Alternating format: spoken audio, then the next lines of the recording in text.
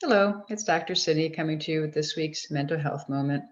So, over the past couple of weeks, we've been talking about how to tend to old hurts that cause us to perceive ourselves as unworthy and unlovable, and also begin to look at how we can start to forgive others for our upsetting interactions in our lives. I hope that you've spent some time in the past week practicing this with recent small hurts that you've been holding on to. Today, I'm going to talk more specifically about how to work on finding forgiveness for more long-standing, painful experiences from childhood. Now, before I begin, I want to reiterate that these conversations are not meant to be a substitute for working directly with a mental health professional to process personal challenges. Exploring your past can be painful, especially for traumatic experiences, and it can be beneficial to have a therapist to support you through addressing these. I also advise that you not start doing this deeper forgiveness work until you have developed comfort with attending to your emotions with care and compassion and have been able to reconnect to some extent, at least, with the younger versions of yourself in more positive ways. Because the goal in all of this is not to create more pain, but to help you free yourself from it and actually heal it. So that requires you to have built a solid foundation of self comfort that you can successfully use to work through tough emotions. If you need to, please go back and review the earlier mental health moments and practice those exercises first so that you are more properly prepared for this next level of healing.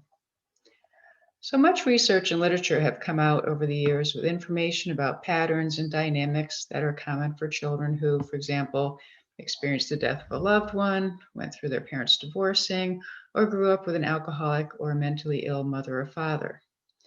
That knowledge can be useful for helping people learn about the impact those experiences had on them and may provide validation about how painful that was to go through. But that information in and of itself does not erase the emotional toll of those situations. Understanding why something happened or why we feel the way we feel can help with the healing process. But remember, feelings don't respond to logic and reason, only to care, compassion, concern, and comfort. And that is just as true for us as adults as it is for children. Because from an emotional perspective, there can never be a good reason for a parent to have hurt us in some way.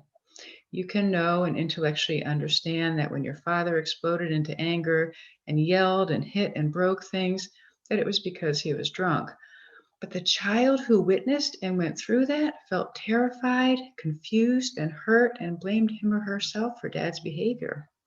No amount of knowledge about alcoholism can make those feelings go away.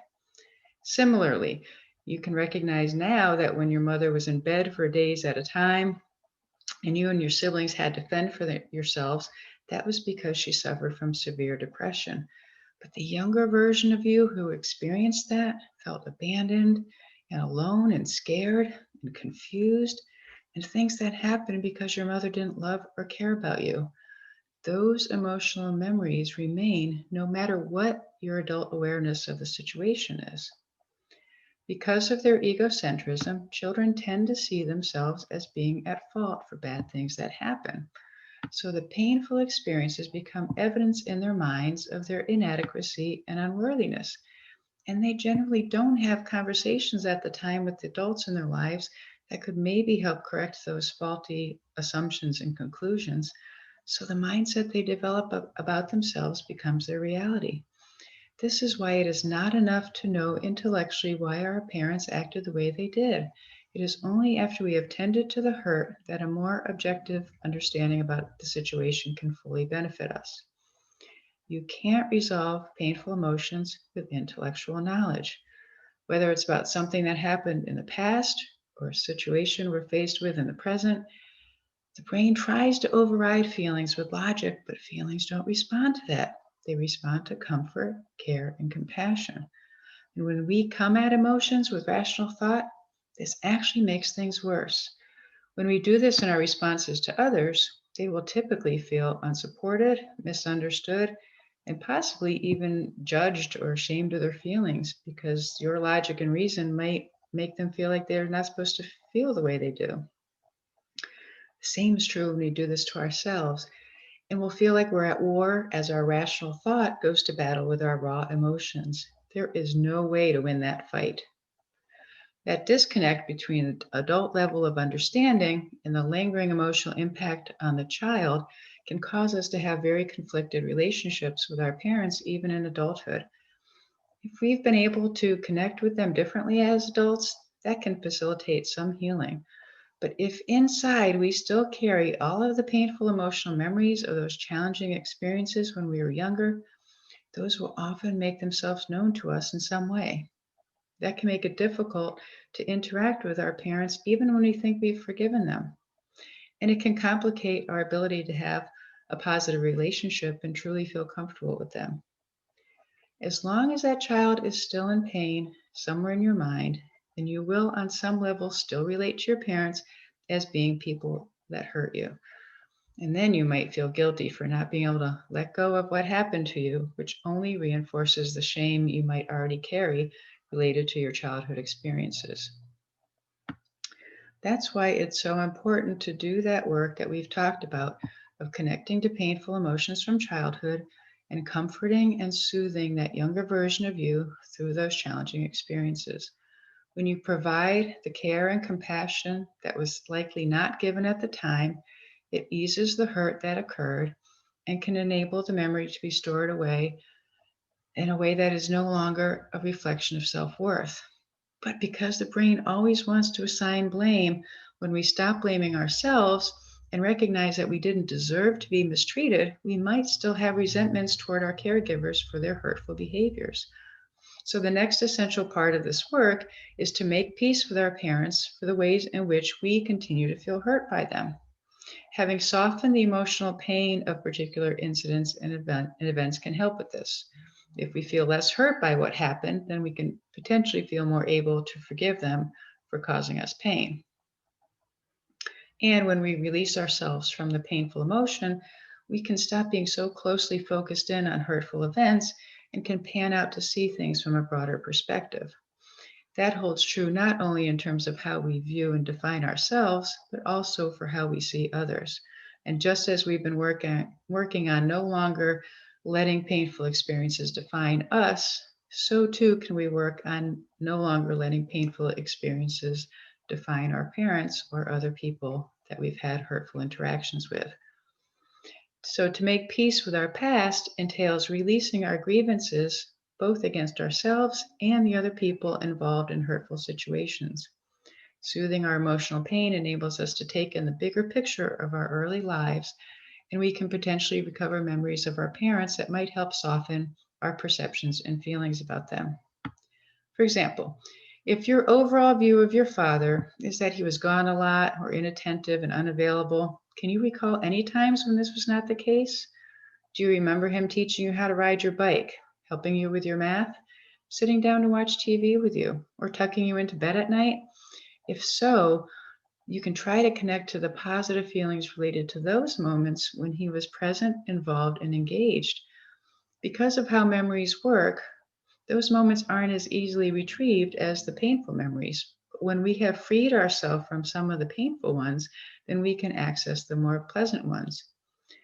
If you perceive your mother as having been critical or irritable or easily frustrated, are there any memories of her being more warm and caring and accepting? Do you remember sitting on her lap while she read you a story, or her taking care of you when you were homesick in bed? Whatever memory of loving and nurturing behavior comes to mind, spend some time connecting with that emotional experience. Now, the goal of this exercise isn't to try to somehow make your parents out to be someone that they weren't, but to widen the lens of your view of them so it is not so narrowly focused on the behaviors of theirs that caused you pain. As long as you only remember the hurtful interactions, your perspective of your entire childhood, your view of yourself and of your parents will continue to be overly skewed as being entirely negative.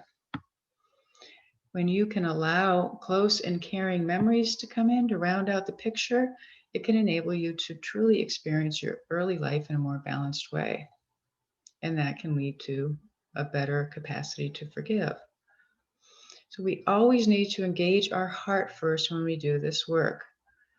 With your hand on your heart, immerse yourself in whatever positive and enjoyable experiences with your parents come to you.